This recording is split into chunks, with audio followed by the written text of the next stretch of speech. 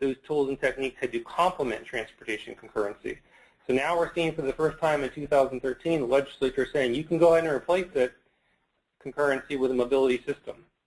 However, there were some caveats to that. One is that they said that that mobility funding system can't be used to deny, time, or phase an application for site plan approval, plat approval, final subdivision approval, building permits, or the functional equivalent of such approvals if the developer agrees to pay for their identified transportation impacts. Now, if you notice, what is not in that list of prohibitions is the denial, timing, or phasing of discretionary development approvals, such as rezonings, DRIs, and development agreements. Those are not included in that restriction.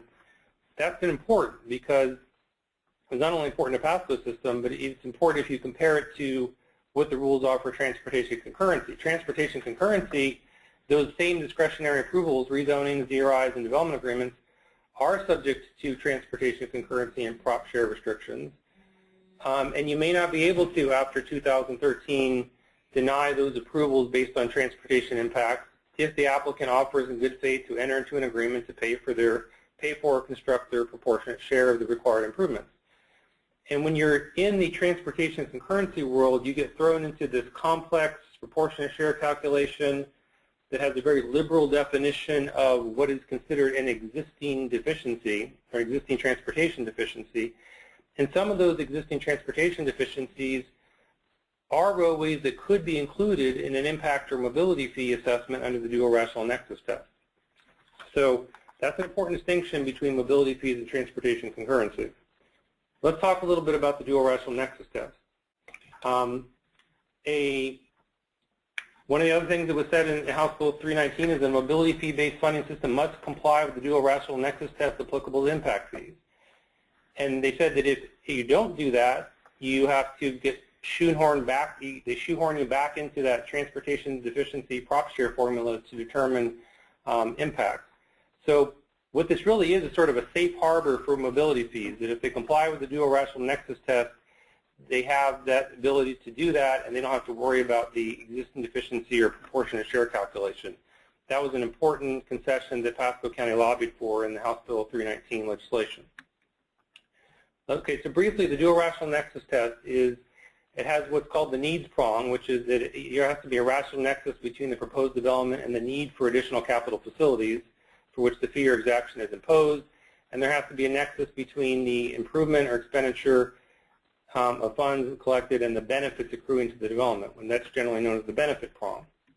When you're dealing with the issue of mobility fees, I think probably Alachua and Jacksonville will share my concern about this. The more difficult issue is the needs prong, because that prong limits you to capital facilities, and you generally can't assess for operation and maintenance costs with a mobility fee, and that's problematic because transit tends to be very operation and maintenance intensive. It's also difficult to promote or discount compact mixed-use energy efficient developments, and for Pasco we equated that to traditional neighborhood development and transit-oriented development, because generally development should be paying for the same need or the same level of service, and fee differentials are generally only based on trip generation. So how did Pasco overcome that issue? Pasco dealt with the capital versus O&M issue by using a different funding source for transportation operations, and that was home rule tax increment, a countywide home rule tax increment that was generally based on the Strand case, and we used that funding source for transit operations and maintenance. The way we dealt with the issue of the differential of fees is for the urban areas and transit-oriented development and traditional neighborhood development, was number one, we relied on some California studies that were done by Caltrans showing that T&D and TOD generate lower vehicle miles traveled because generally people are more likely to walk or bike or ride transit in those types of developments. Pasco also adopted a lower level of service, allowed more congestion in the urban area, and that really helped us, and that was based on a greater reliance on transit, and that helped us offset some of the higher construction costs that are associated with the urban area. But probably the biggest way that Pasco got lower fees for T&D and TOD in urban areas was they used other funding sources to subsidize or buy down the fees for urban areas and T&D and TOD and some other favored uses that Richard will cover with non-impact fee revenue sources. Now, these were just the ways that PASCO chose to deal with the needs prong of the dual rational nexus test. I'm not going to tell you that it's the only way to deal with the needs prong. And I think Alachua and Jacksonville use some alternate techniques as well, but it is something that you need to consider. Also, something you need to consider with any impact fee is the Florida Impact Fee Act. I believe that mobility fees would be subject to this act as a form of impact fee. It generally requires that your fee be based on recent and localized data. And for that reason, PASCO updates its fees every 3 years. It also has some accounting, reporting, and auditing requirements. It limits administrative charges to actual costs. PASCO does have an administration fee that they charge with the mobility fee. It is limited to our actual cost of administering the mobility fee. And finally, this is very important, that the local government has the burden of proof if the fee is challenged based on the dual rational nexus test.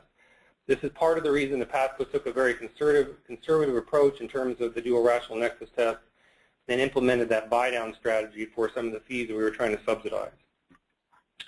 So let me just conclude by saying, after all of this, what we know about mobility fees today legally, the dual rational nexus test, what we know about concurrency, I'm going to give you some of my thoughts about why mobility fee systems, in my opinion, are superior to transportation concurrency.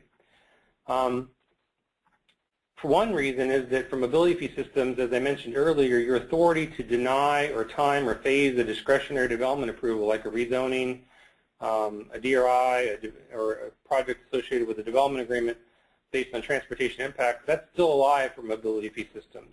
It's not clear that that is still alive for transportation concurrency. Another obvious benefit is that the dual rational nexus test, in my opinion, is more favorable than the proportionate share calculation for the reasons I mentioned earlier, that the proportionate share calculation exempts out certain existing deficiencies that I believe that you can include under the dual rational nexus test. So ultimately, that results in more revenue to the local government. And probably one of the biggest reasons why it was easy for us to sell our fee to the development community was that a mobility fee can be predictable, it can be equitable. In other words, the first person in doesn't pay more than the last person in, or vice versa. And it can be easy to calculate. So you get in, you get out faster with your development approval under a mobility fee system than you do under concurrency. Prop share really isn't predictable by its very nature, or easy to calculate, or equitable, and it relies on a fairly complex traffic analysis. We discovered that mobility fees were an easier revenue source for our capital planners to predict for purposes of long-range transportation planning in our capital plan than proportionate share is. One of the other advantages is that it's very clear that you can spend mobility fees on other modes. In PASCO's system, we have a portion of our mobility fees for transit and bicycle pedestrian, and you can also spend it on your local roadways. One of the key issues with transportation concurrency is it has to be an improvement that benefits the regional transportation system, so it's not entirely clear that you can spend your proportionate share on these types of facilities. And probably one of the most important advantages of mobility fees over transportation concurrency is the transportation concurrency has been criticized historically for contributing to sprawl. In other words, the developers typically chase the capacity where the capacity is available, so it tends to encourage development in areas where you have lots of capacity, but it may be premature for the development. But the advantage of mobility fees, at least the way that PASCO structured it, is that we've tailored it to our land use goals to encourage smart growth, to encourage economic development, and Richard's going to cover that in more detail, how we did that.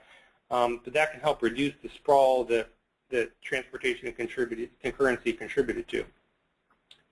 Another key advantage that we saw once we adopted mobility fees is that we stopped fighting with the developers about how much they owe. In other words, fighting about what their proportionate share is, and there was a lot of time and effort that went into that. And now it's very easy. Mobility fees is their proportionate share, and that's what they owe. And so what that did is it freed up our staff to focus more on planning for solutions using that mobility fee revenue instead of fighting with the development community. And finally, we believe that mobility fees are a lot easier to explain to the public at a public hearing than trying to explain why it's okay that a developer paid its proportionate share and why they were able to exempt out certain existing deficiencies.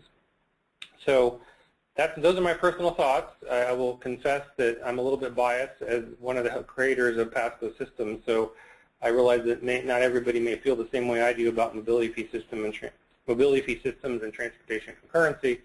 But I'm going to now turn it over to Richard to explain some more details about the implementation of our Pasco County system. So let me pull up the slideshow. Pull up his.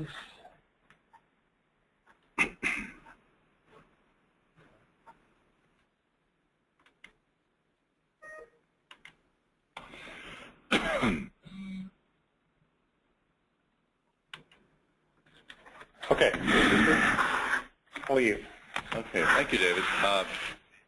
We're treating this like a case study sequence, so after David's general legal overview of the process, we're looking at the application. So to Pasco County, you have this orientation to both the fee and timing and phasing, which I'm going to address.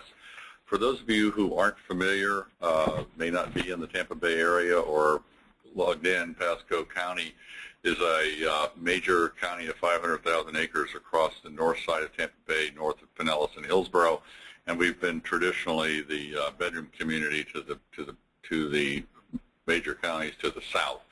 On this graphic, you can see we're part of a system of development in the region that's been guided by something called One Bay, and we're also part of something we call the super region, which is linking Central Florida and Tampa Bay into what will grow into the 10th largest market area in the country. The framework for our program is that we're 500,000 acres. We are 93% unincorporated. That's an unusual mix of population relationships compared to other counties. We only have about 30,000 or so folks that live in smaller cities, of which there are 6.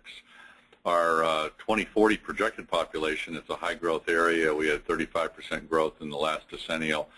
We'll be pushing to a Beaver medium-high mix or a Beaver high that would be to 840 to 920. So obviously what we do with fees that are coming off of development is very critical to building a transportation network.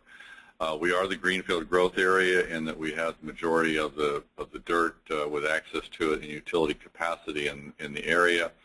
We are also queued for future employment expansion. We are trying to become more balanced in our orientation. We're currently heavily residential in our base. And we have this One Bay focus, which is a focus on concentrated growth. Our phrase here was to stop spreading peanut butter. We had stuff all over the county. A lot of this policy framework is aimed at a more concentrated growth relationship.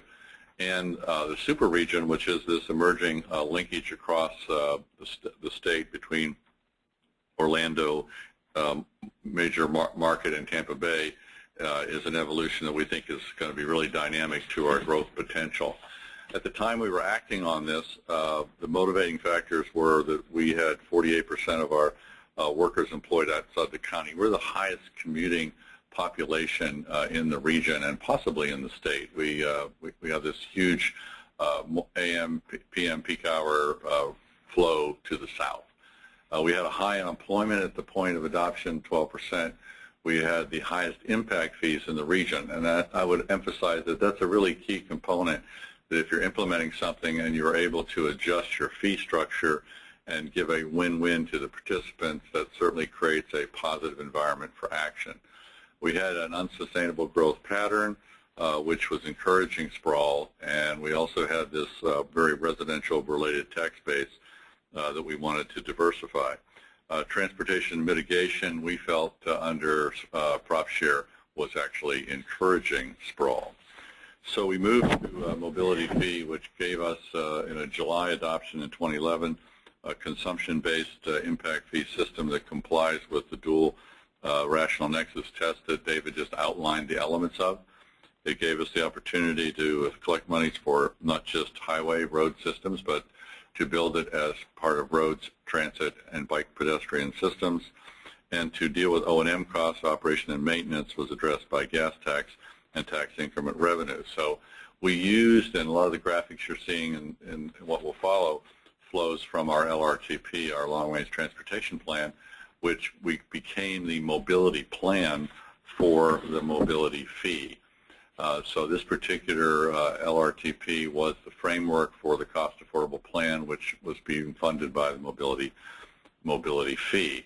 TBARTA, a Tampa Bay area regional transportation authority, was created slightly prior to the dates we're talking about, and TBARTA had adopted a TBARTA plan, which created a transit network into Pasco, created a major east-west corridor system and the interstate system and the Suncoast toll system as major elements or Tier 1 funding strategies. So a lot of what we're doing here relates well to the regional strategies and the regional SIS of District 7 DOT.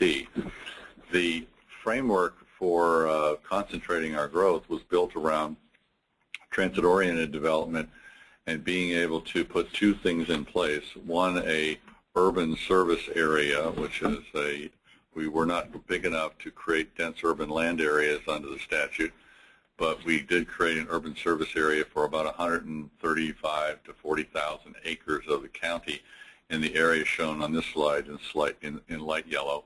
The dark orange locations are transit enhancement area for an emphasis corridor on State Road 5456.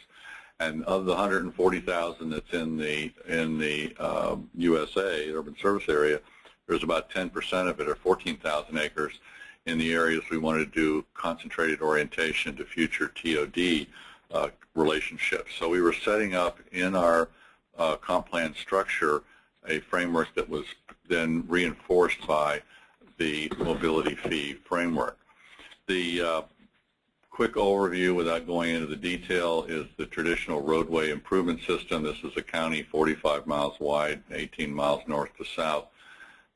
And the primary system and grid you can see here is the roadway network, and it has a major emphasis on the 5456 corridor, which is that large green system across the bottom of the county, which is the only integrating east-west roadway for some 14 miles to the south, going into Tampa Bay, two counties to the south. So it is our major spine for future growth and commercial development. It also related to our transit routes, which we had active transit east, north, south in the US 19 corridor on the coastal area, and we had major transit in the 301 corridor on the east side of the county. But linking it across the 5456 corridor became our primary mission, and this became a focus for how future TBARTA transit would flow in this corridor, and we became focused on BRT, bus rapid transit, as that solution. We have about 120,000 acres of publicly controlled lands, which create, from the green swamp to major coastal forests and parklands, a unique land area where we set up major multi-use trails. We have large holdings such as the Starkey Wilderness that exceed 20,000 acres. The green swamp is all the east side of the county with the Hillsborough Basin. How we link all those together with effective trails is also part of the goals of our funding system. Reinforcing it with the school plan for the pedestrian facilities access system was also built into the LRTP, and a major bike ped linkage for bike facilities in which we're delivering those systems to create part of the statewide system. We're linking up to the Pasco, or to Penasco, to the Pinellas Trail system to the south. It goes all the way to St. Petersburg. And this network is currently heavily in development. So with that overview of the physical mapped system that we're trying to fund, the July action on the fee created one of the first systems for the mobility fee to be applied. It was innovative in its application. It was very much linked to a smart growth orientation, and it also had elements beyond just transportation funding, but got into economic development incentives and became a pilot project and a model, we think, for other communities who've been talking to us and working on their applications. The structure is a tiered mobility fee rate, lower fees in the urban market areas, higher fees in the suburban and rural areas. The longer trip lengths and higher level of service creates the higher fee. So it meets the test that David outlined. And we also, under the history of impact fees in Florida, we want to review and assess how our policies are working, so we have a built into the ordinance an update every 3 years. So with the 2011 adoption, we'll be working, David and I, on a 3-year update for 2014 and making appropriate modifications to the fee program. The market areas were set up, some 5 market areas that we linked into 3 defined districts. This area in lavender or purple is Area A, which is the urban concentration. That's the boundary of the urban service area, the USA. That's our highest concentration of desired growth. The Area B becomes our suburban area, which is our 2 towns of Dade City and Zephyr Hills, linked across the county with most of the area south of State Road 52, with one little extension that goes up the Suncoast into Hernando County. And Area C, which is our rural area, which goes from the Green Swamp on the north across the county, abutting Hernando County, and this is our most rural area, from sort of large lot over to multi-thousand acre farm parcels. So while we're collecting money on what is basically an east-west system, we are in our mobility fee expending money on a north-south system. So the areas 1, 2, and 3, this is basically the 19 Little Road corridor. Area 2 is the Suncoast 41 corridor, and Area 3 is the Interstate 301 corridor. And that gives us the framework so that we are expending the money and collecting funds around those for expenditure around those 3 distribution areas, and most of the investments are on north-south facilities. We created a system of preferred rates so that we could incent development that we wish to have, and becomes more of a land use economic development strategy, so that office, which is desired growth for future employment, industrial the same, and hospitality expansion with lodging, gave us 3 districts that we could write the fees down for. And then we also wanted to create more concentrated growth, so TND and town centers became a focus for incentives, and transit-oriented development where we would have future transit stops that could be encouraged became another set of preferred rates. The preferred rates could be part of a buy-down system in which other transportation revenues subsidize or buy down the mobility fee utilizing gas tax, penny per pasco, which is the sales tax, which at the time of adoption was up for a renewal. It was subsequently renewed with a 70% approval in 2012, and a 33% commitment of countywide TIF. A home rule TIF was set up to capture new growth and appreciation of value into a fund that would be on all future increased ad valorem revenues. And that TIF we see as a dynamic tool to be utilized in implementing the mobility fee. We required a buy-down calculated yearly based on the actual permits and revenues, and there's a methodology on how that works in the ordinance structure. If you go online, you can visualize and see a very detailed framework for our fee structure in great detail. This is a more generalized basis here for single-family apartment, light industrial, office, and retail, and hotels. So these are the major land use categories. The first column here on the left is the fees that exist under the prior tax, transportation impact fee. So across the whole county, regardless of where you were located, you were paying a $10,300 fee. Applying the strategy in the map I just showed you, the highest fee would occur at $9,800 in the rural area. The suburban would be an $8,500 fee, and the urban service area mobility fee would be $5,800 plus. So they're right there. Everyone was getting a fee reduction from the historic fee, but also a reduction concentrating the desired area for growth in the urban service area. Same thing with apartments, which had been $7,500, $66 in rural, $5,800 in suburban, $3,900 in urban. for a direct fee that was very, very positive. This is based on 1,000 square feet. Light industrial at $2 a square foot in rural, $1 a square foot in suburban, 0 in the urban area. Office 210. Retail, which follows rooftops, was modified, but not aggressively. Comparable fee, $8,800 in rural, $7,000 in suburban, $5,600 in urban.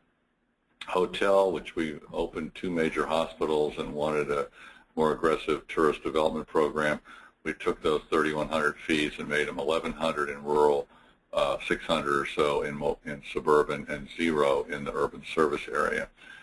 This has seen a lot of attention in fee modification. Moving to development type or form-based issues, we then further encouraged TND single family. You can see would drop to 2,400 in rural, 2,100 and 1,500 in urban areas. These become fees that if you're using a TND model, you can get a lower fee. If you are doing apartments in a TND fabric, you can get a still lower fee. If you're doing light industrial, that just cuts those fees down. If you're in a TND community, again, you get 0 in your urban area. TND office steps down also. The retail center, again, which has its most attractive rate in the TND environment. Again, as David outlined, based on the fact of less trip lengths, more walkability, more bike connection, more trip capture within the project and not out onto the arterial system. So this form-based issue, again, hotels were incented, and TOD, which is applicable generally in the 54-56 corridor, brought that fee down to 0. And so we're framing here a system that we think would encourage the kind of land use patterns we wanted to have.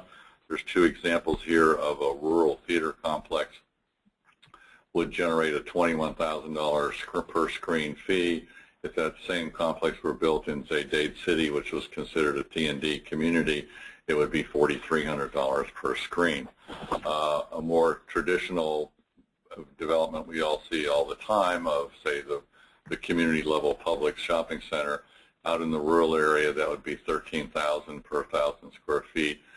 You build that in a town center area where we're concentrating growth, and it would be $2,600 per 1,000 square feet, a very attractive rate for that facility to go in an area where you wanted to have concentrated growth. We have some 6 municipal jurisdictions. Those municipals can participate, but we're not required to participate. They had CRAs that we excluded from our TIF so that they had some protection. If they participate, mobility fee and tax increment revenues could be collected and earmarked for improvements benefiting those cities so that we could then coordinate what investments encouraged in those various jurisdictions. Cities benefit from being considered a TND or town center rate in the fee structure. When you go to our relationship to DOT, we were isolating and recognizing about 20% of the funding to be available for SIS facilities, strategic intermodal, US 19, 75, Suncoast, and 41. This gives us a relationship to work with DOT and a consultation to deliver from our mobility fee partnerships into major SIS roads. It also can be used to support regional transit. The Community Planning Act, David has sort of outlined some of this, but it created local governments to be encouraged to use these tools to complement transportation concurrency. It gave us the ability to create locally desired, encouraged, and incented, and he's already outlined urban area redevelopment, job creation, mixed use, and multimodal solutions were encouraged by the Act. As we stepped into the Community Planning Act and looked at ways to improve what we were doing, we'd already created the urban service area with transportation exemption, but we wanted to go county-wide with opting out of transportation concurrency. So we've then performed a structure for level of service on a county-wide basis that's set up for our comp plan rezoning and DRI activities, a way to apply to discretionary entitlements a a decision-making process. So for all existing properties that had development entitlements, they could move on if they were platted or site planned. But if they were still in some level of approval or needing some level of approval, they were subject to this timing and phasing. So discretionary entitlements can be timed or phased to match available transportation capacity, and that is something that has been challenged, and we can outline in further discussion in the Q&A. But site plans, building permits, plats, etc., can pay as you go by paying their mobility fee. The exemptions for office, industrial applied. The exemptions for TOD applied. More lenient level of service was applicable in the TND, and exemptions for entitlements that were purchased under TDR, which is something we're currently studying, creating a TDR program, but it is not in place and has not been adopted as of this date.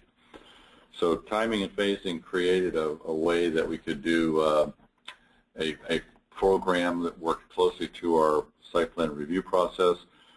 There was a 5-year window set up for those who wanted to not utilize this and stay with the old system, so they could opt out of this and use the existing transportation impact fee framework. No developer to date has opted out. No project has been denied since the system was adopted, and there are at least 5 major projects that have been approved since the system adoption, which the major one was Wiregrass, and that was a party that did challenge, but that challenge was resolved. So timing and phasing has been utilized. Other projects seeking to use the system that are outside of our urban service area are looking to use it as part of their DRI transportation analysis methodology, and we're applying that to major projects like Connerton, which is a big DRI that's outside the urban service area. Schedule is a Newtown. Pasco timing and phasing mobility fee system serves our transportation needs, but it actually, more importantly, gives us a framework for maintenance of transportation capacity, but also economic development incentives, tourism incentive, sprawl management mechanisms, which are applicable countywide. So that's how we've applied it here in Pasco, and that ends my presentation. I'll turn over to Jeff Hayes, who will pick up how his application is done to Alachua County. Look forward to your questions. Thank you very much.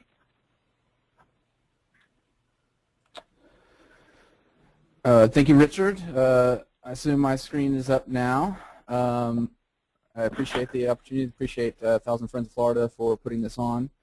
I'm going to talk a little bit about the Alachua County experience in terms of our comprehensive plan amendments that we undertook, and it was known as the mobility plan. We have been working on this for about 5 years. It started in 2007, 2008 timeframe. We transmitted our original amendments in 2008, and this was all prior to the changes in the state statutes that David has alluded to. Those have happened in the interim period. And we've been working on that implementation for about 5 years.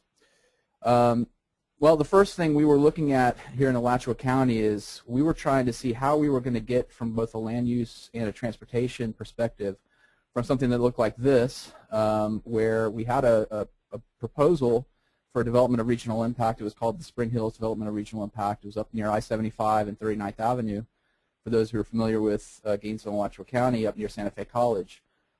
It was primarily a large retail, this is showing kind of regional mall, but it was a large retail development primarily. It was going to have huge road impacts, and a lot of the discussion at that time dealt with proportionate fair share for that development of regional impact. And really in the land use perspective as well, trying to get from something that's like this, where we've got completely auto-oriented uses, with no connection to the single family or the multifamily development that you have or any of the other retail, where folks can't walk to any of their daily uses in this type of circumstance, lacking bicycle and pedestrian infrastructure is completely dependent on large roadways.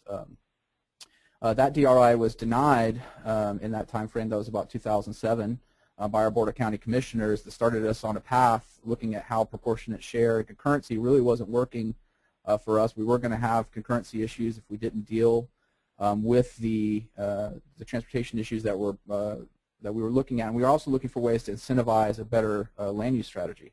This is actually that same proposal that's come in now under our new policies. It's known as Spring Hills, the Village of Spring Hills, or Santa Fe Village at Spring Hills. Two development or regional impacts right next door to each other. They're master planning together, featuring bus rapid transit, a much more compact, pedestrian-friendly environment, setting aside all of the environmentally sensitive areas, walkable, and the mixed-use format. Well, a little bit of background on Alachua County. A lot of you are probably familiar and went to the University of Florida. I know a lot of planning students have gone through the ERT program. But our planning framework, we were set up before we undertook this process really for success in a lot of ways. One, this is our comprehensive plan future land use map. You see the city of Gainesville is in the center, and our large regional employers are the city of Gainesville and the University of Florida and the Shands Hospital Complex right in the middle of the center part of the county. Surrounding that, and this is what we're responsible for, is Alachua County's urban cluster.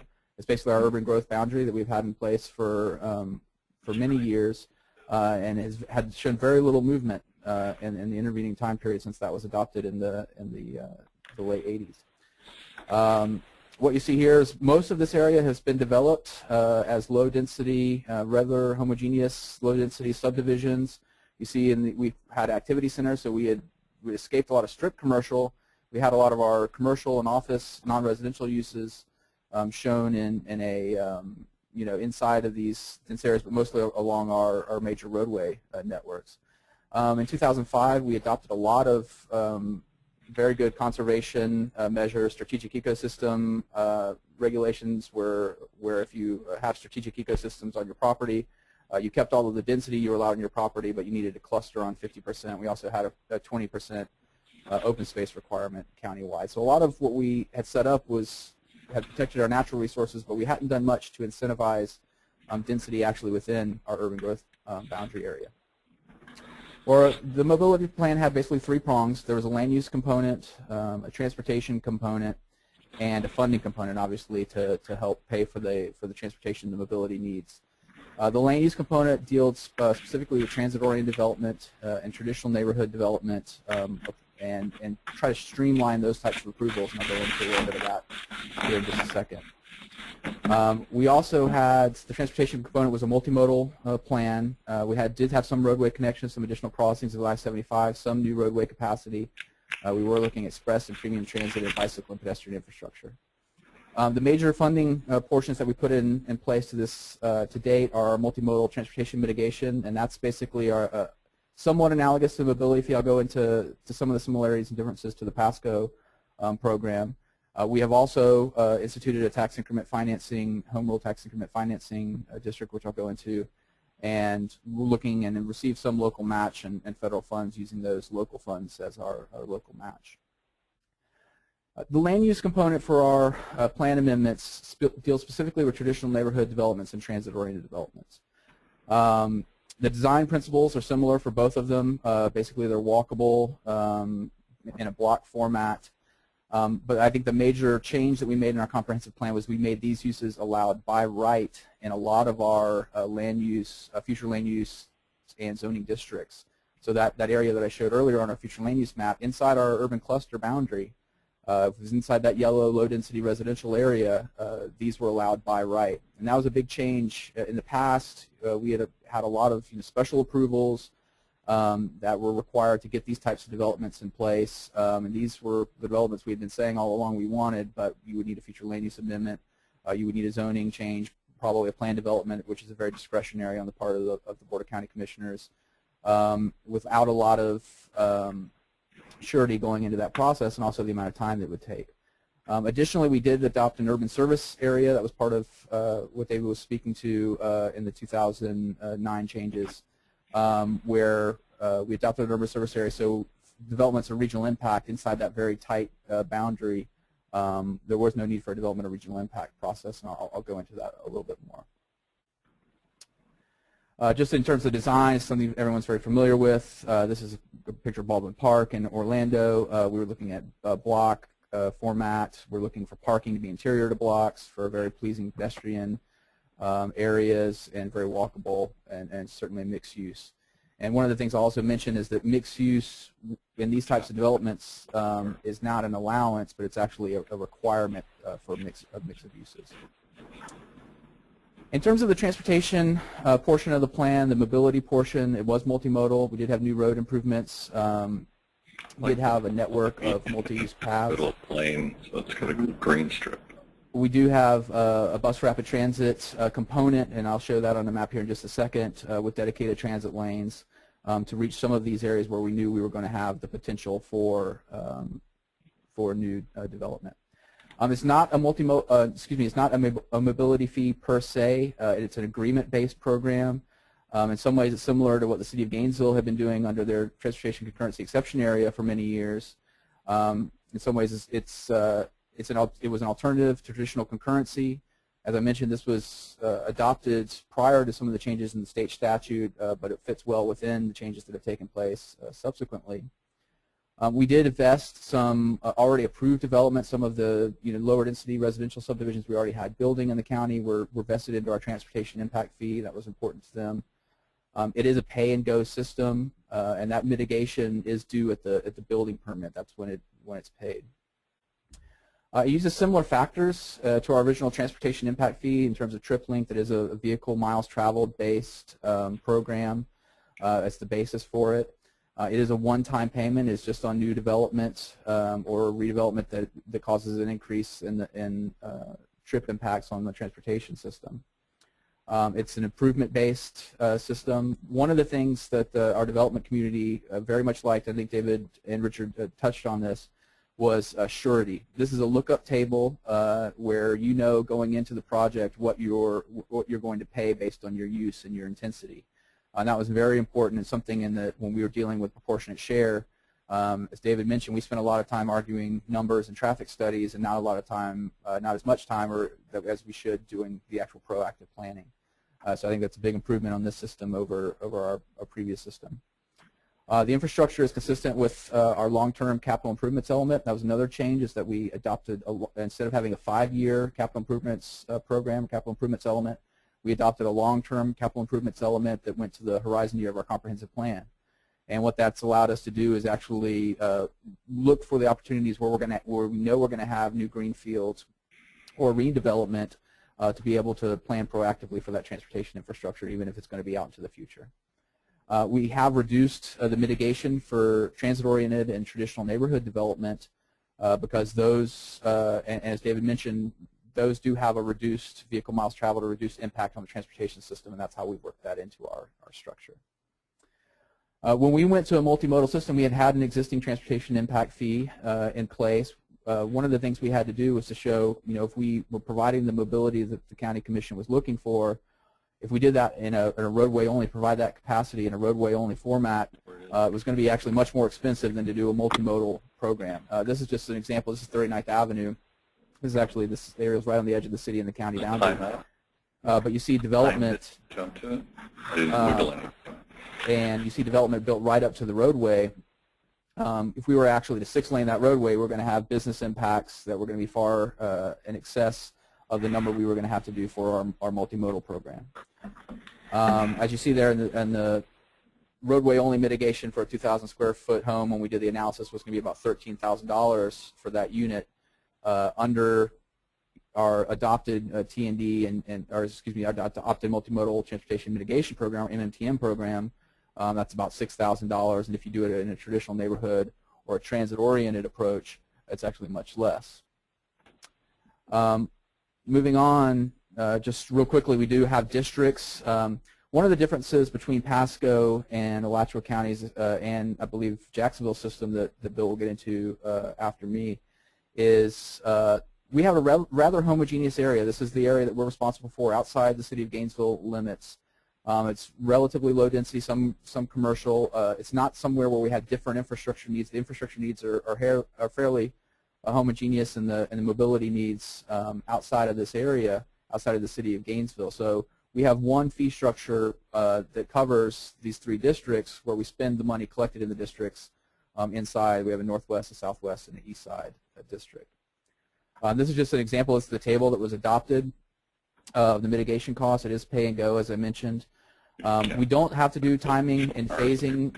In terms of land use, our land use controls, any discretionary approvals that come in, those we have comprehensive plan language that says if there's a discretionary approval that comes in, whether it be a land use or zoning amendment that ups the density and intensity outside of our transit-oriented or traditional neighborhood development structure, that they need to look at the capital improvements element and propose new facilities or new transit service to deal with those increased impacts. So this is something where someone's coming in at development plan, we lock in the fee structure at that point, and then they pay when they actually go to building permit and get a certificate of occupancy. As I mentioned, it's spent. We do have a portion that is spent, and one of the reasons we do it in an agreement-based format instead of a strictly fee-based format out of Pasco is that we do have a small transit operating component to deal with some of the express transit service that's part of the program where we didn't have the need for that transit service. If we didn't have the development, we do have the need for it if we have the new development come in. The second prong of our funding strategy outside of the MMTM program is our transportation improvement districts. And this is where we've used that home rule tax increment financing to be able to provide some increased mobility for these the larger TOD projects. I mentioned that we had adopted an urban service area, which had given exemption from the DRI process, but we still had a few DRI scale projects that we knew that were coming in that were going to have regional impacts above and beyond the MMTM responsibilities. The way we've dealt with that is that the developer takes on the responsibility for providing that infrastructure and that transit service, and for any of the portion that's above and beyond their MMTM contribution, that's where we use the tax increment financing to be able to reimburse them for any charges that are above it, for any amounts that are above and beyond that MMTM. All of these districts that we've adopted one to date, and I'll go into it here in just a second, and we're looking to adopt at least one more for the Santa Fe College Northwest area. The rationale behind this is, and this is data from Sarasota County, and it's, once you start to think about it, we've done similar analysis here in Alachua County that shows similar results. When we get these types of developments that are coming in as mixed use, as a higher density and intensity development than they would have been ordinarily under the existing land use or under the base land use, the tax revenue, the general tax revenue for the county on a per acre basis is much, much higher.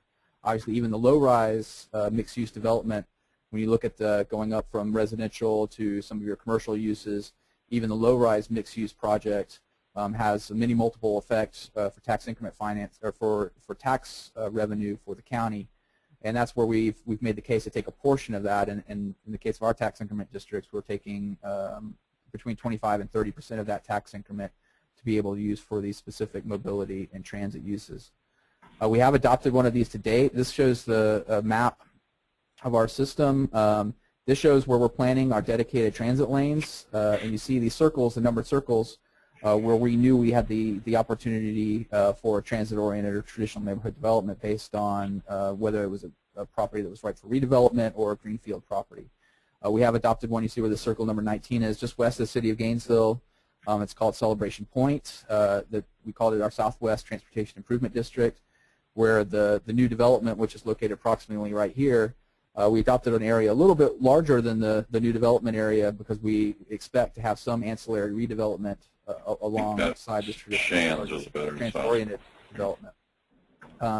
This just shows the development plan just a little bit on this project that's come in the interim period since we've adopted these policies. The development plan for this project is approved, both the preliminary and the first final development plans have been approved for this project. It didn't require a land use or a zoning amendment to do this transit-oriented project under our new policies. About 50% of the property area is set aside. All of this area, this is adjacent between I-75 and Lake Kanapaha, just west of the city of Gainesville. The property owner has set aside about 50% of their property in conservation. All of that remaining density has been placed inside the transit-oriented development. It's about 2,200 units and 900,000 square feet of non-residential on the remaining 115 acres. They have broken ground on this project. In terms of some of the mobility, mobility improvements that they've taken upon themselves, they are building an overpass over I-75 that does have dedicated transit lanes. They are actually building a part of a regional trail network, which is Archer Grade Trail, which is going to come across Lake Kanappaha, the north side of Lake Kanappaha, through their project over the interstate into the city and into the University of Florida.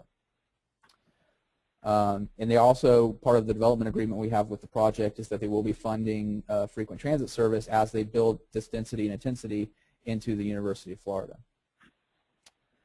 One of the pitches we've made to our commission and to the public in terms of why this development style is a better project and why we're really only going to get these developments if we have a transportation system and a mobility system that's designed to deal with these types of developments, is that this is just a comparison. Hale Plantation, which was built and started building in the late 70s through the 90s and 2000s, it's a large development of regional impact, 1,600 acres.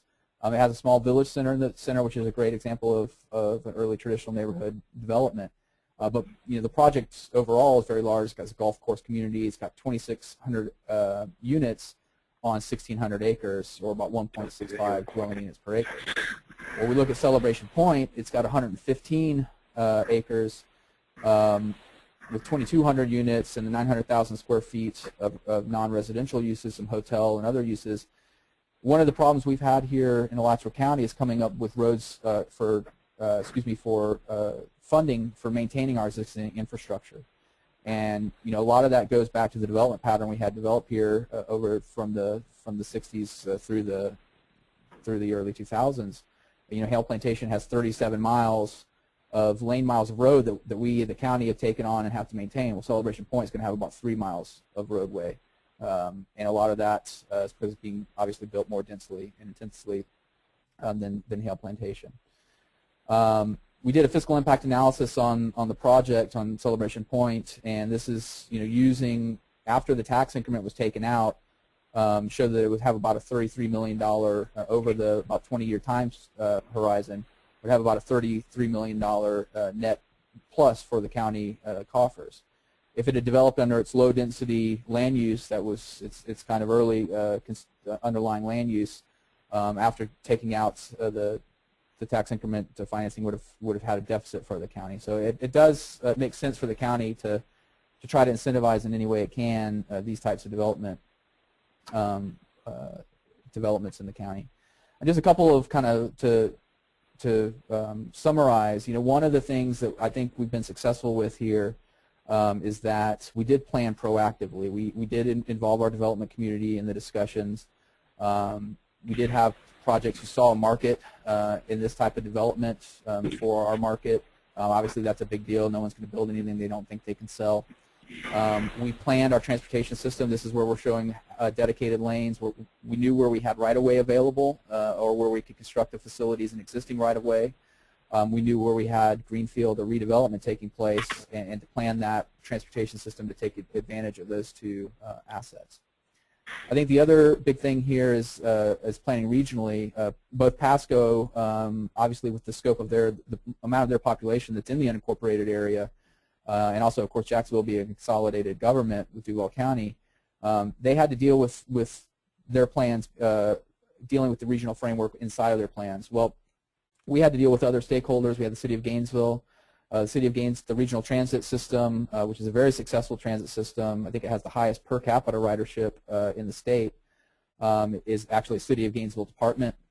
And the City of Gainesville, obviously we're trying to, in a regional format, we want to incentivize dense and intense development to the extent we're going to have development in the unincorporated area, but we don't want to do anything that would take away from redevelopment inside the core of the City of Gainesville or near the University of Florida, where we have the infrastructure and a lot of the transit service already in place.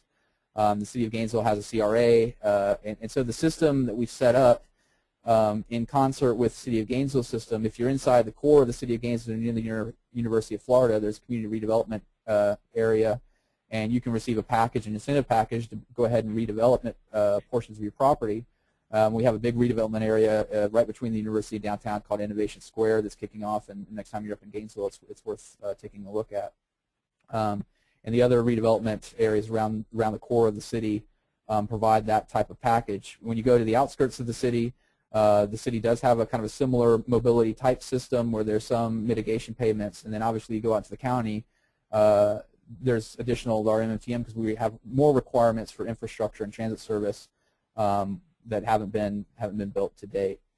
Just another thing in terms of the transit service that we're providing, we did that in close coordination with our regional transit system.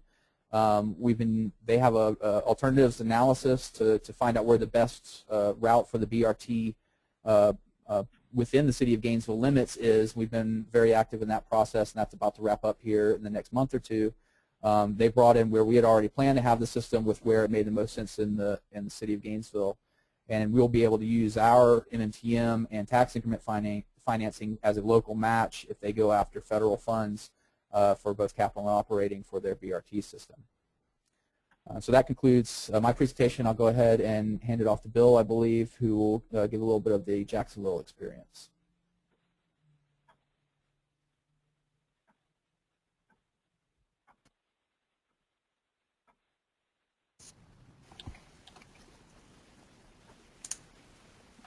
Good afternoon. I'm Bill Killingsworth. No, it's good. We're good, I think. I'm Bill Killingsworth. I'm currently with the Department of Economic Opportunity. I'm the Director of the Division of Community Development. Charles asked me to give a presentation on Jacksonville's mobility plan. So what I'm going to give you is basically the presentation I gave when I used to be the director in Jacksonville. I've converted it over to the DEO theme just to kind of emphasize that I don't speak for the city of Jacksonville, but I have a lot of firsthand knowledge with this plan. So when this started out for the city back in 2009, it was a really well-timed opportunity for the city. The city was completing its first draft of 3 vision plans. The city is 840 square miles. It's consolidated county city government. We had previously done 3 vision plans. The city's cut up into 7 planning districts, with the 7th planning district being the 3 Beaches municipalities and Baldwin, which chose to not consolidate with the city. So we were finishing up the second half of our visioning effort. The other thing that was going on was that the TPO was updating their long-range transportation plan, so it gave us an opportunity to ride along with them in terms of model development, which allowed us to share a lot of cost and a lot of effort. I think one of the biggest things that made this successful in terms of getting adoption was that there was widespread consensus from the development community, from the planners, from the citizens, from the politicians, that our existing fair share system, what's commonly called proportionate share everywhere else, simply wasn't working at best case. And at worst case, it was actually causing what it was designed to prevent. And then in 2009, with Senate Bill 360, Duval County became designated a dense urban land area, which kind of facilitated our efforts. So as we started this process, one of the things we wanted to do was come up with some basic guidelines or goals that we wanted to achieve in the plan. And 4 of them came to light pretty high. One was to connect land use and transportation in a way that the city previously hadn't done in the past. Like everybody else, we have a future land use element and a transportation element, but those 2 weren't as tightly linked as they potentially could have been. The other was we wanted to have a true multimodal plan that accounted for more than just roadway capacity, which is all our fair share system had. The other part of having a multimodal plan is the city of Jacksonville, the planning department there at one time, the MPO, the Metropolitan Planning Organization, was the city's transportation planning division.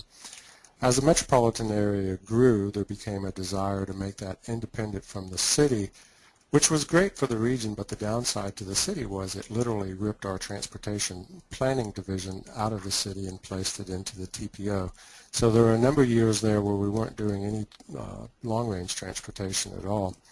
And so we wanted to come up with a City of Jacksonville multimodal plan that would lead the region's TPO.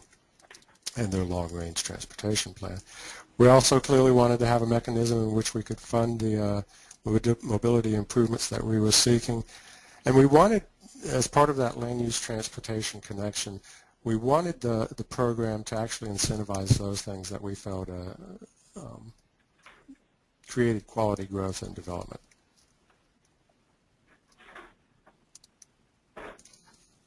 So as we started out, one of the first two things, I'm going to show two maps here, and the first one is what we ended up doing was we calculated the vehicle miles traveled for all the TAZs within Duval County.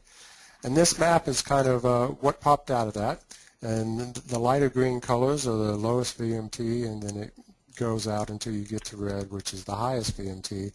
And what you kind of see there is this concentric ring kind of pattern in which the ring is twisted a little bit based off the roadway corridors that primarily lead all the way from downtown. At the same time, we were also, as part of the visioning efforts, we had identified through citizen input those areas that the citizens felt were most appropriate to densify and intensify. And on this map, you can't really see the CBD, but there's the light blue is or central business district right in the center of the county. And then from there, there's a pink area that we call the urban priority area. And this was the area that, again, our vision plans had identified as being most acceptable to increase the density and intensities under. The yellow there is what we call the urban area, and those are the areas within the city which represent kind of that early suburbanization. The roadway networks are much denser. It's still walkable there. The green is later suburban development, very highly car dependent, much bigger lots, not quite as dense roadway network. And so when we were looking at the two maps, it became clear that there was some overlap on that. And so wanting to have land use drive some of the decision-making process, we decided to use the development areas as the primary form of driving this plan.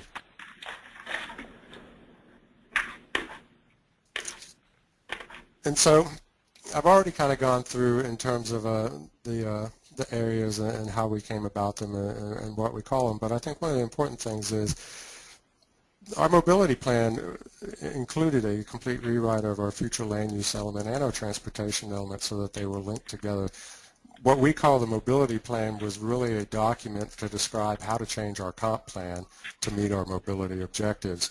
And as part of that, our future land use element, all of our land use categories, as you get from the central business district to the rural area, each one of those development areas, as you get closer to the central business district, allow a greater density, they allow greater intensities of use, and allow a greater mix of use by right.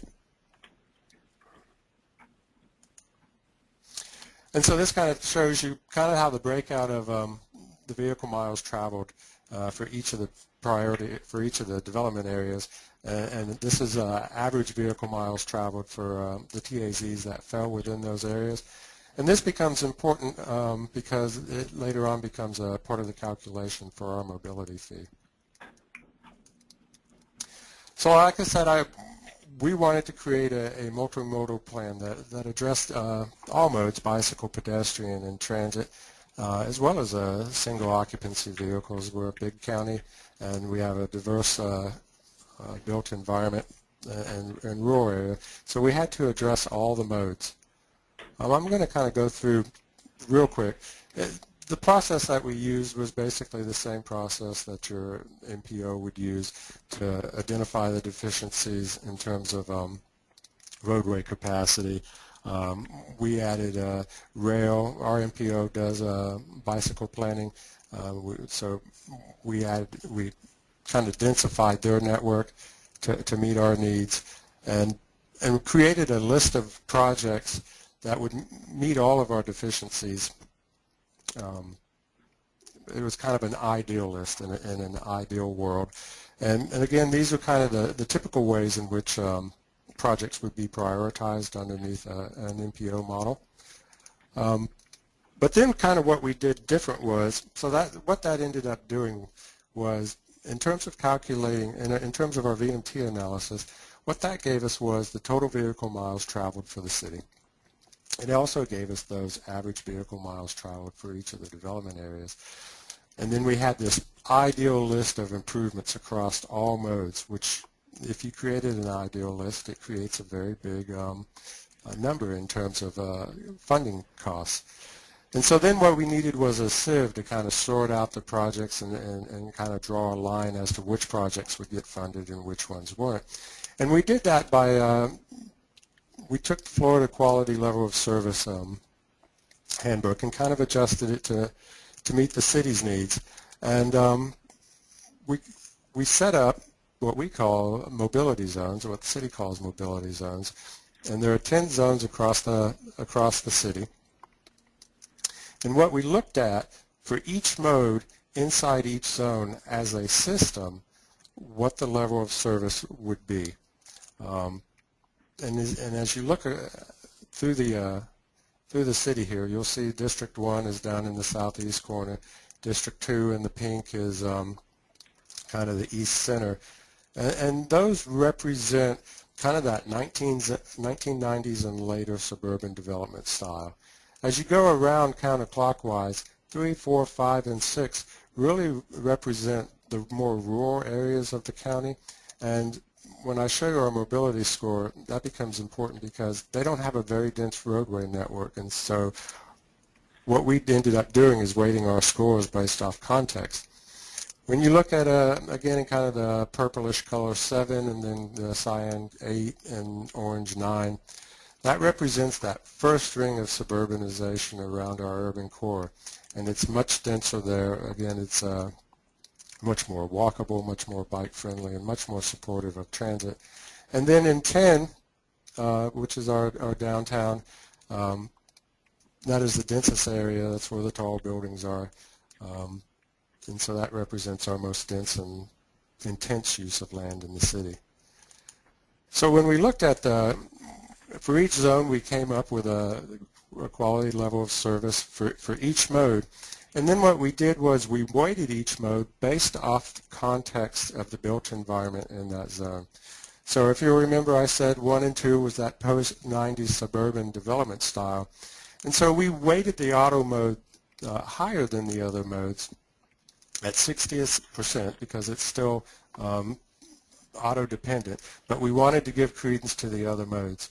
As you looked at 3, 4, 5, and 6, as I said, those were the rural development areas, and they have a sparse roadway network. So here you'll see that the weight given to the level of service is very heavily weighted towards roadway improvements. When you look at 7, 8, and 9, that's early suburbanization around downtown, still walkable, still bike-friendly, transit-friendly. And in that case, we ended up weighting all the modes equally. And then when you get to our downtown, what you'll see is for the first time the auto mode gets less weight than some of the other modes. So the transit mode and the pedestrian mode ended up getting the greatest weight. And what Jacksonville decided to do was to allow any one development area to achieve a score of 1.5 or greater. But the city as a whole, so all the development areas, had to average out at least to a 2.0. And one of the discussion points around setting it up this way is to get the biggest bang for the buck, you had to allocate your scarce resource dollars towards the mode that got you the greatest bang for the buck in terms of level of service. And so the idea was to have a tool to focus money that related to context and that context then related to a prioritized mode. And we thought this tool did that. So then we had that we had a level of service tool, a sieve, if you will, and we ran our projects through the sieve and came up with a list of projects that met that score based off the weighted level of service standards that we had established. And so if you divided that total cost of that basket of projects into the VMT, you got a cost per VMT.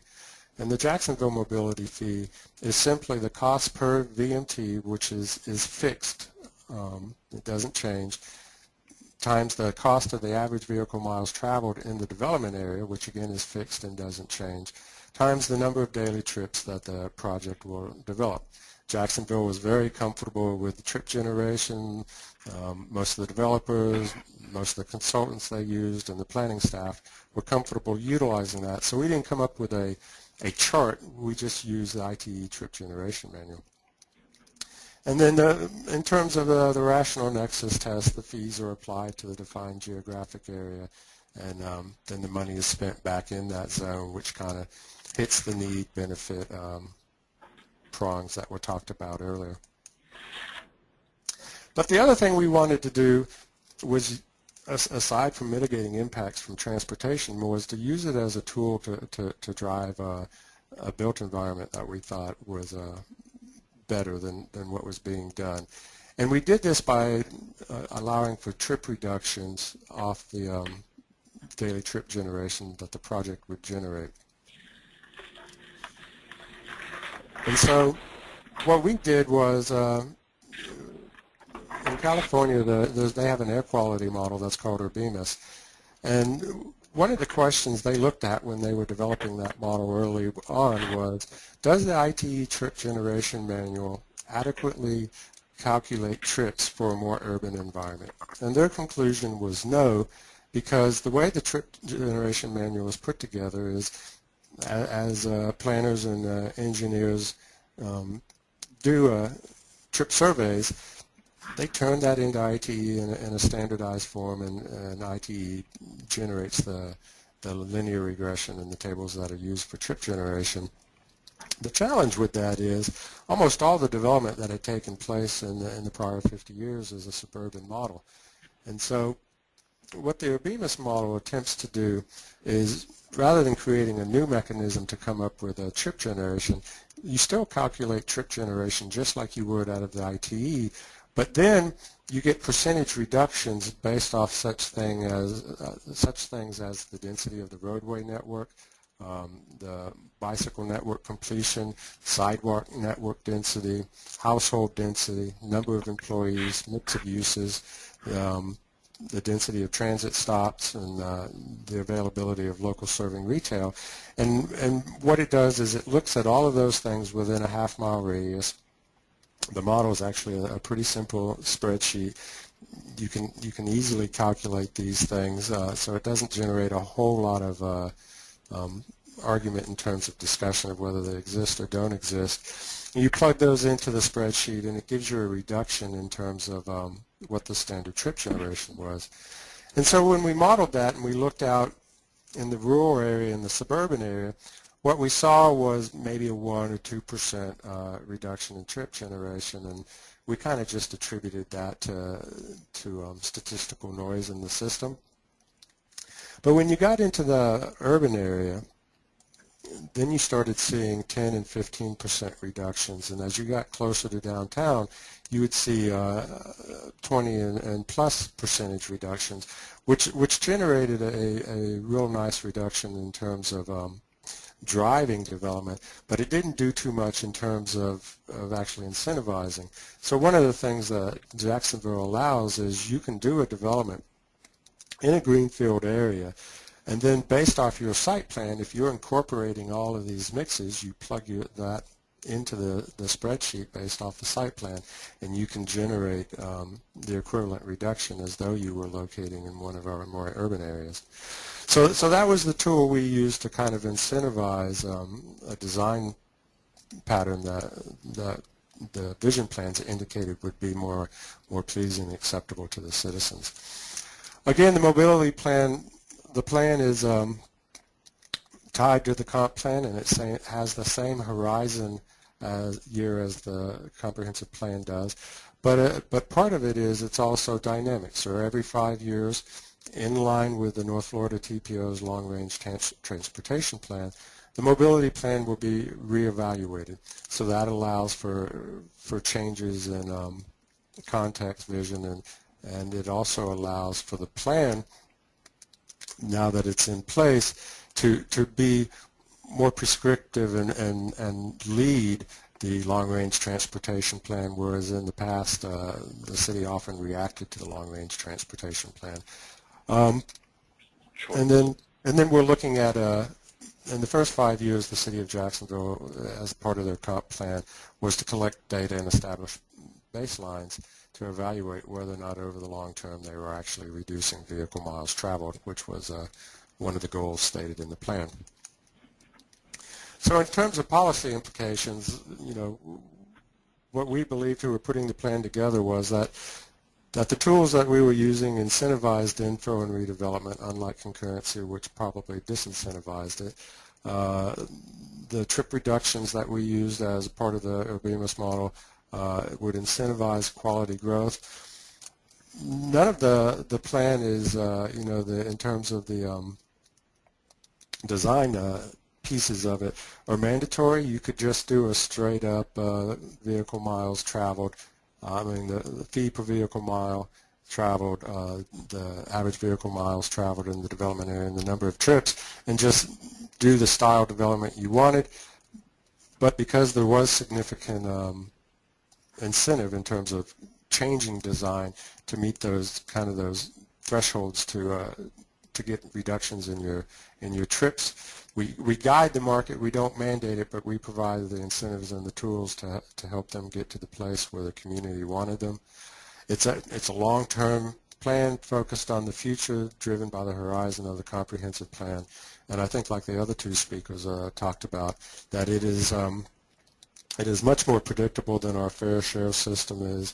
Everybody in a similar site pays the same amount, similar sites, similar design, and it's a much easier place to get to, and the money is much easier to determine where it goes and how it should be spent.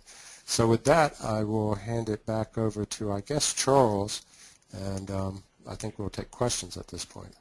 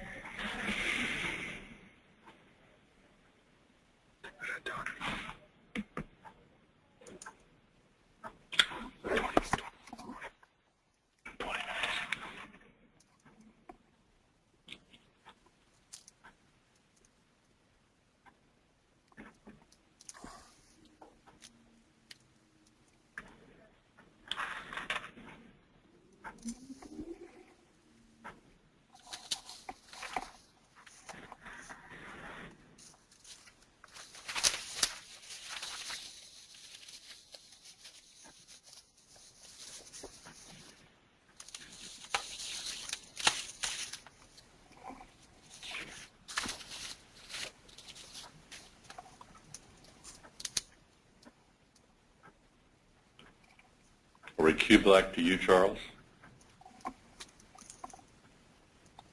Charles? Well, they changed the screen.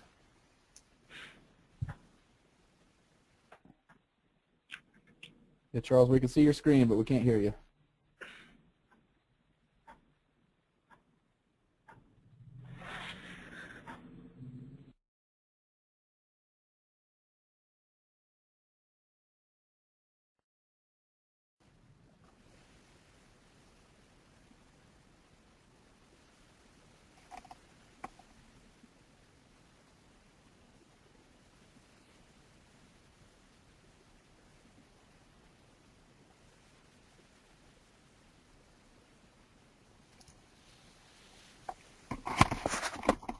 Yeah, still can't hear you, Charles.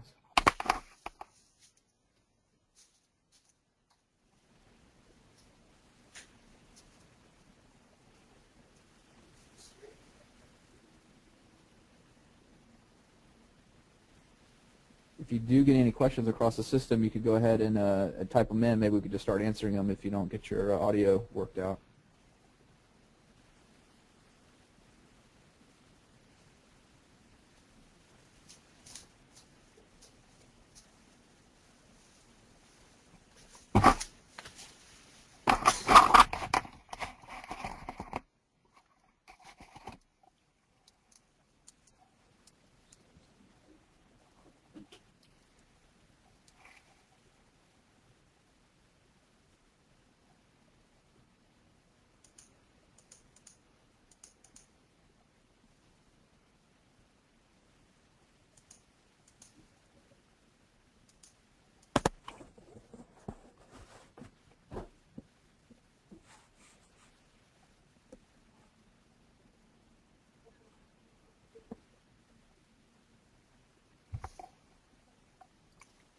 Well, the screen changed. It's now my presentation.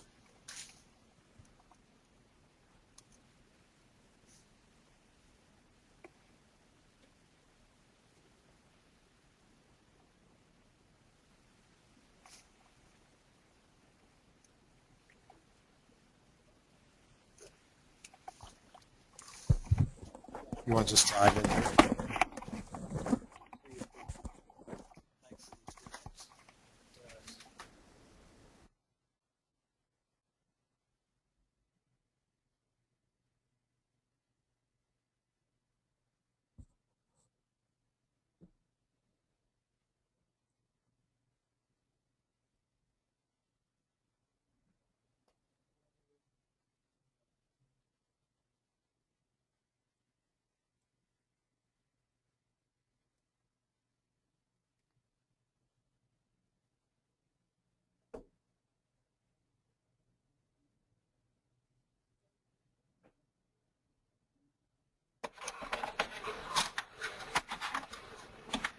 I think they're, for those on the line, I think they're working through the audio issues. Are you guys still there? There we are. Can you hear us now? Yes. Hello? Yeah, is this David? This is Jeff. I can hear you fine. Jeff, okay. I guess let me see if I can get our questions started here. If David's still on the line, but one of the first questions was whether or not you can have a mobility fee and have a prop share option. I think everyone does allow for that, but I'll let you guys weigh in if you will. It looks like David might be muted looking at the screen. I can answer that from the Latcher perspective. One of the things, one of the things we have done, and it's in place right now, is I mentioned that we only adopted the mobility system for our urban area, for our urban cluster area. So outside of that area, in the rural area, we still have our existing transportation impact fee and existing concurrency. Now, the fact of the matter is we don't really have capacity constraints or capacity issues in that area, but effectively concurrency, old school concurrency, and proportionate share is still in place outside of our urban area. But we don't have both in place at the same area. Okay, I think Bill had a comment. Yeah, in the city of Jacksonville, what they ended up doing, because the mobility fee in Jacksonville is a pay and go, they eliminated the ability to do future proportionate share. All the existing fair share contracts are still in place, but basically what you have in place is the mobility fee as a pay and go system. Here's a question for everyone. How much revenue has been collected since the programs began? Well, I'll hit that from a Latcher's perspective, and I don't have the numbers right in front of me. I think I would probably say, since we've had our existing transportation impact fee, for most of the developments that we're already building, they're still paying the transportation impact fee. So what we've had come into the MMTM system specifically has been about $100,000. But I'll throw the caveat out that with the larger projects that I mentioned, the Celebration Point, the large transit-oriented development projects, they're entering into developers' agreements where they're putting in place, they're going to be building a lot of this infrastructure. And so we won't be seeing cash payments from these developers. They're actually going to be building the infrastructure, both on, large, oversized infrastructure on site and then some off-site infrastructure that's going to be credited towards their NMTM. So that's one reason why we haven't seen probably a lot of cash, is that we've entered into developers agreements with Celebration Point already, and we're doing one with the Santa Fe Village project now, negotiating that. So. Okay. I don't know, Richard and David, it looks like I'm looking at the screen that there's a little check mark next to your audio that's muted out. If you click that little X mark next to your name on the panel, I think you might be back online. So. Thanks, Jeff. well, hopefully we'll get them reconnected. We had a question about some of the Pasco communities, whether or not they were, joining the system there, but I guess that affects Alachua as well as Jacksonville, Duval, too. What's the situation with the incorporated areas? Yeah, the situation in Jacksonville is as we were doing the mobility plan there, I know that Jacksonville Beach, basically what they did was they took our plan and created their municipality as a new development area and basically emulated the plan with them as an additional development area. For Alachua County, the history had been that our outlying municipalities, City of Alachua, City of Hawthorne, et cetera, had never adopted a transportation impact fee.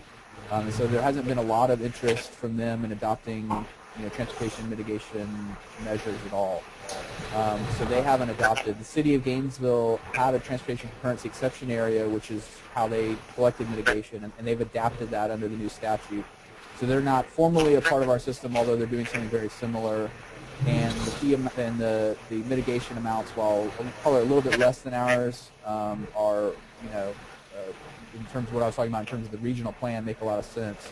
In terms of the more core areas of the city, they would be a little bit lower because some of the infrastructure is in place. So they didn't adopt our specific plan, but they have something that's somewhat similar.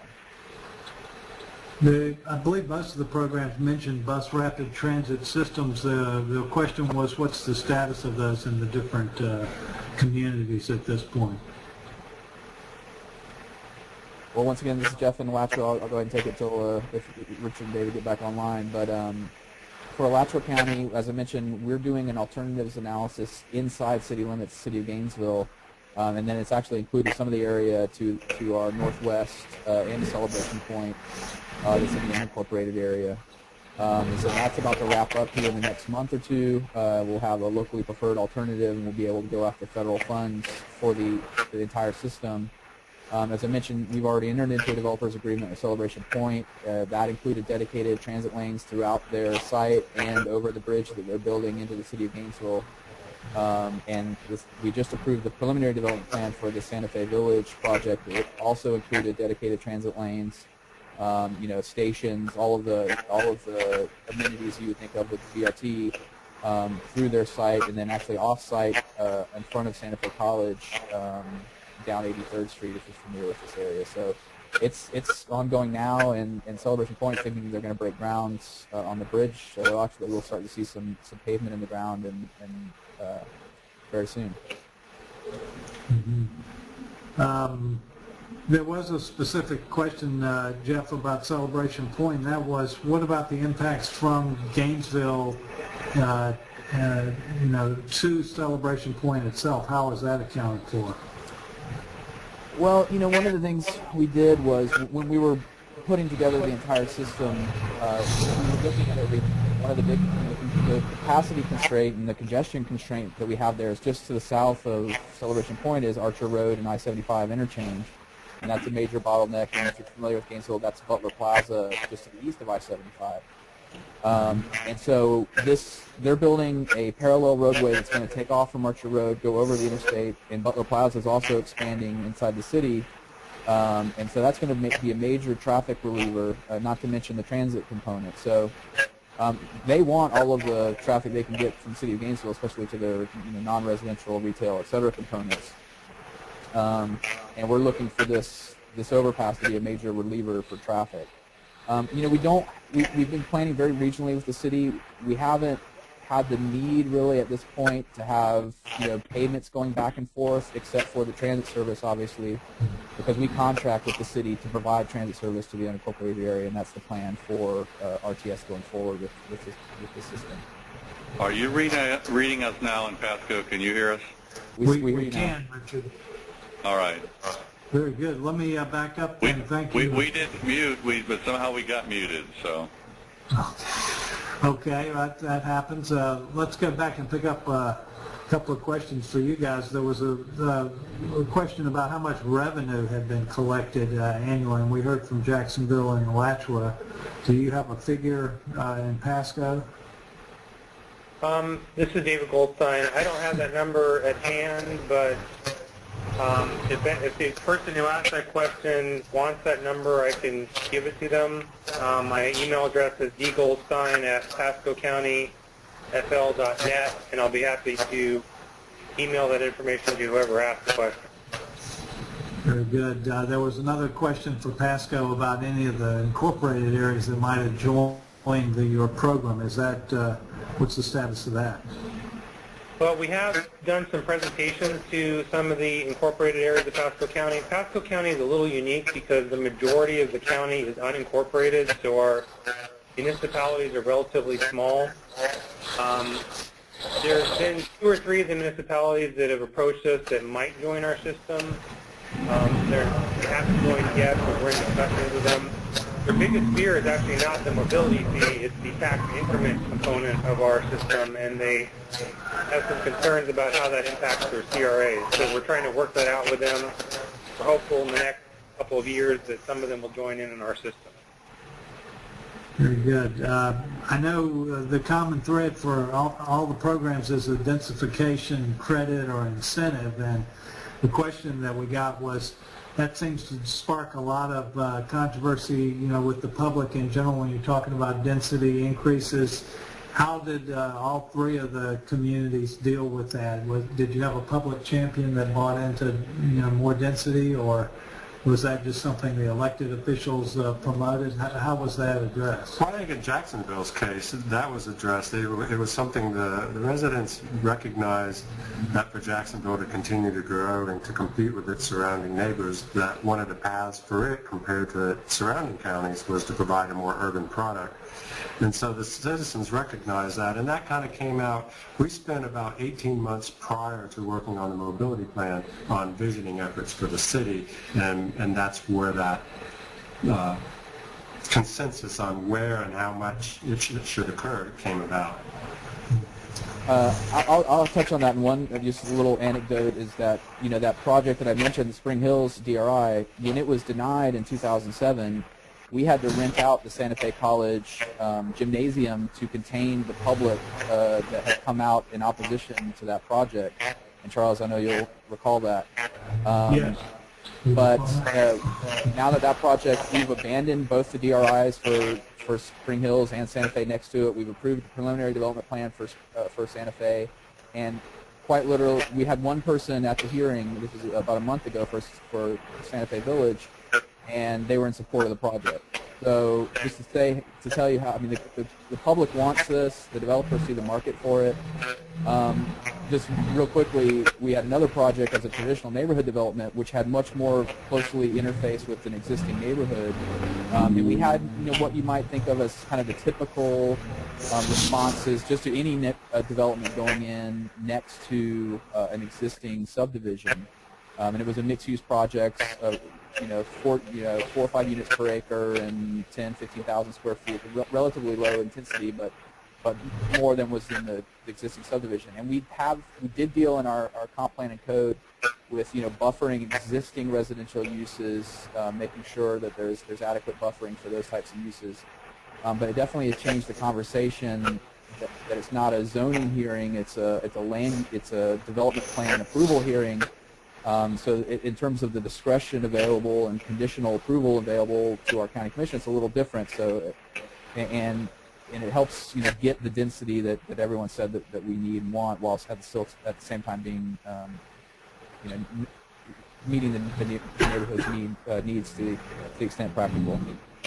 This is David Goldstein, Pasco. We haven't had any specific opposition to specific T&D projects or TOD projects that have been developed, but we did have some last-minute opposition to the mobility fee and the mobility plan from a faction of the Tea Party who accused us of implementing something called Agenda 21.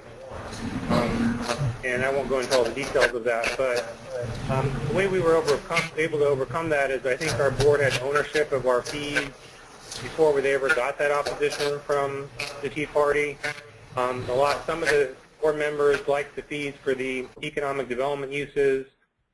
Some of our board members liked the fees for the traditional neighborhood development and transit-oriented development. So we really gave each of our board members some ownership of the fee schedule, and so when we got that last-minute opposition from the Tea Party. Still got a unanimous vote because our board really had ownership of the fees at that point. Very good.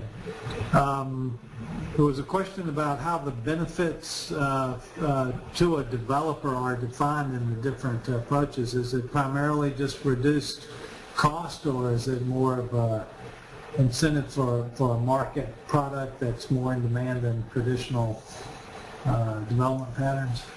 Well, I'd say for Jacksonville, it was reduced cost. It was certainty going in without much discussion with planning staff of what the fee would actually be. And in Jacksonville, the proportionate fair share system was legislative. So you never knew going into city council whether or not your fee was what you had negotiated with the planning department or whether or not it would even be approved. So I think it was the lower fee and certainty and ease of calculation which really made it favorable to the developers. And for Pasco had very similar reasons why it was favorable to the development committee, but I would add to that for Pasco, most of our mobility fees were actually lower than our prior transportation impact fees, so that was a big incentive for the development committee in Pasco. In Alachua, we had a similar, the certainty was the big thing, and the fact that existing projects were vested into the impact fee, so nothing changed for them. The fact that they knew that if they had properties going forward, that they would be able to have certainty, which they did not have under the prop share system. And our MMTM mitigation is a little bit more than our existing impact fee was if you're doing a standalone, non-mixed use T&D project. But if you're doing T&D or TOD, in a lot of land uses, it's actually less. So. When you start drawing maps, like we did in Pasco, where the boundary of one side of the line that has a lower fee than the other side, you can expect the politics of wanting to adjust the line, and that has happened to a limited degree here in certain areas where there's been a push for expansion of the urban area. Right. What about how each of you dealt with the DOT and the SIS system itself? That must have been interesting discussion to figure out how to provide some of the mobility funding to DOT for their roadway systems. Let me start with Pasco on that, because we specifically earmarked 20% of our mobility fee for improvements to the SIS system or for improvements that benefit the SIS system, and we coordinate with DOT before we spend that portion of our fee. So they have a say on how that portion of our fee is spent, as well as any mobility fee credits against that portion of our fee. So DOT has been very supportive of the Pasco system. In Alachua, we had a lot of consultation with DOT, and I would say our major SIS facilities, the way that we proposed to mitigate them was to actually build parallel facilities, and we're actually going through that process now and beginning construction on some of those parallel roadways. So I don't know that we got complete buy-in, but I think we, there was a realization from DOT that there was no desire in the community to 6, or in the case where we actually have 6 lanes, to 8 lane any roads. So they were happy that we were looking to do parallel facilities, mostly east-west facilities. Our main, in the unincorporated area, it's Newberry Road, State Road 26, our main SIS facility. And we were doing a road immediately, a mile to the north and half a mile to the south to provide some parallel capacity. Yeah, I think in Jacksonville is similar to Alachua in that a lot of our SIS facilities are already at 6 lanes. Some of them are programmed to 8. The community's not real happy with 8. And so as part of our program schedule, we demonstrated or attempted to demonstrate to DOT how the improvements in there were beneficial to the SIS facility. And in the end, I think we got to a good place. Bill, here's another Jacksonville question. You have something called quality or qualitative LOS standards. How did you develop those? Well, what we used was the FDOT's quality level of service, I think it's called the Quality Level of Service Handbook, and we used what was in there.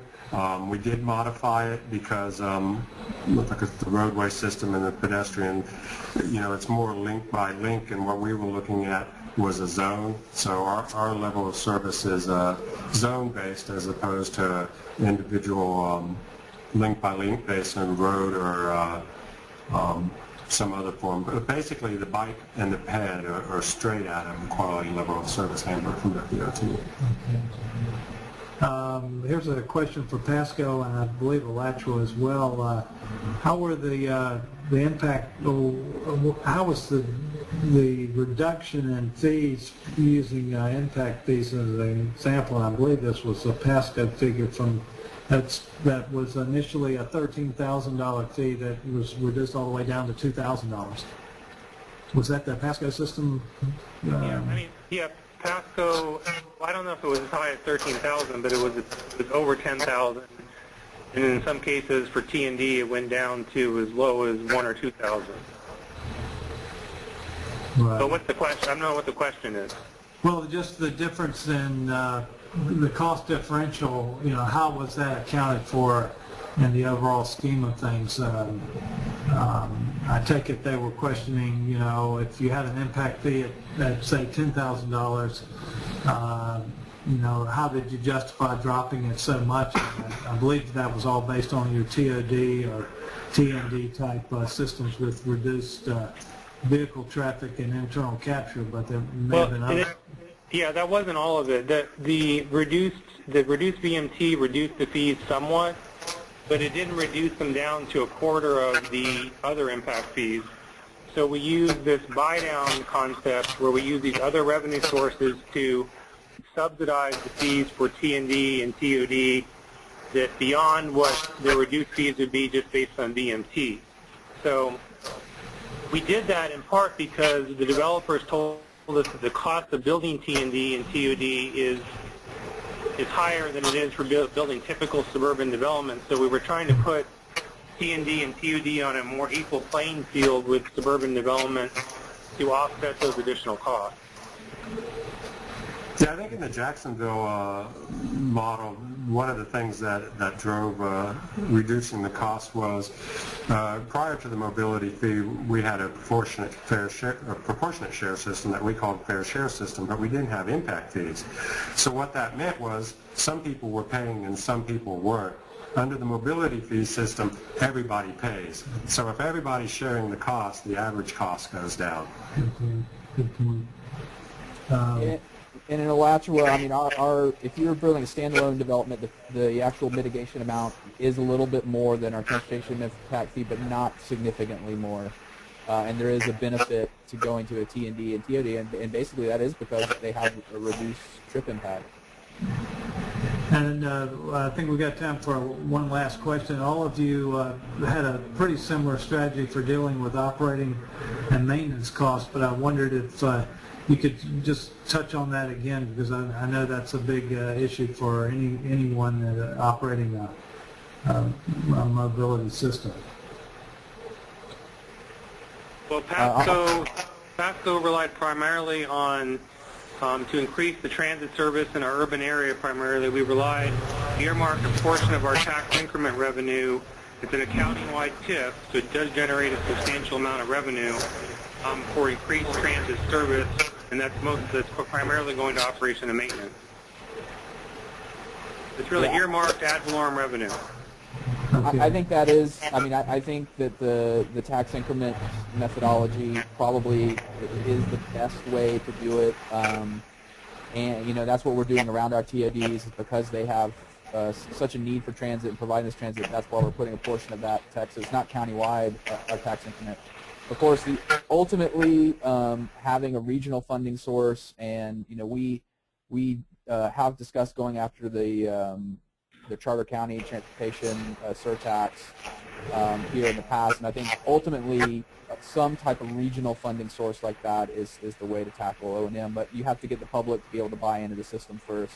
And for a lot of folks here, they've never ridden an RTS bus. The student population has, and we're trying to produce a system with the BRT that everybody, there's a lot less mode bias towards the diesel spewing bus.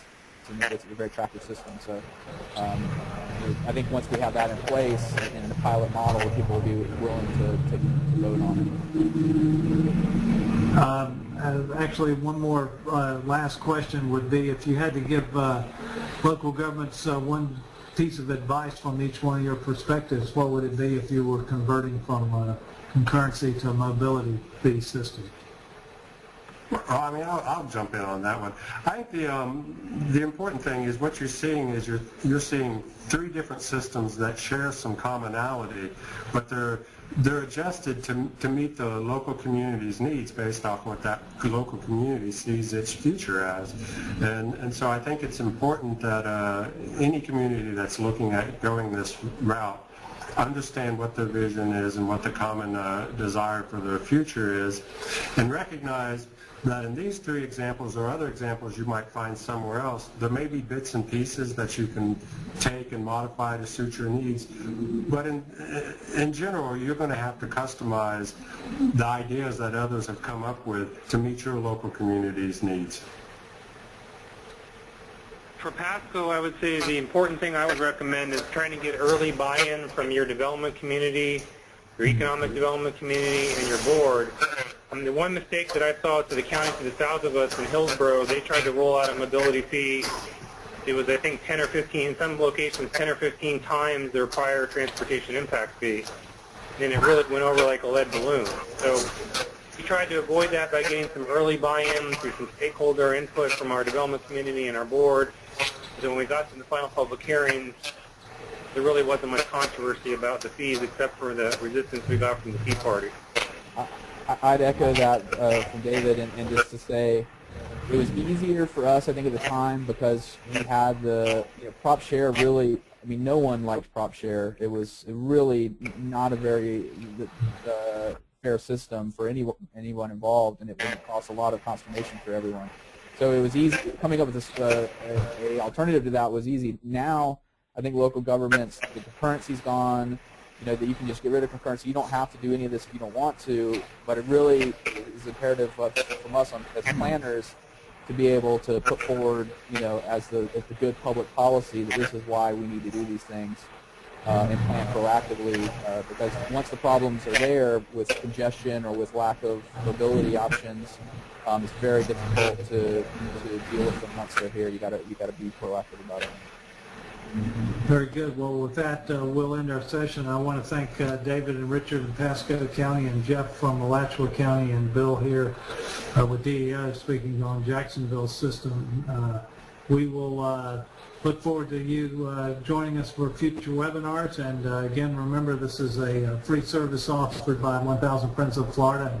Any donations that offset some of those costs, we greatly appreciate. But thank you for your attention. Sorry for the computer issues, and we'll look forward to the December 11th webinar. Hope you can join us then. We'll sign off.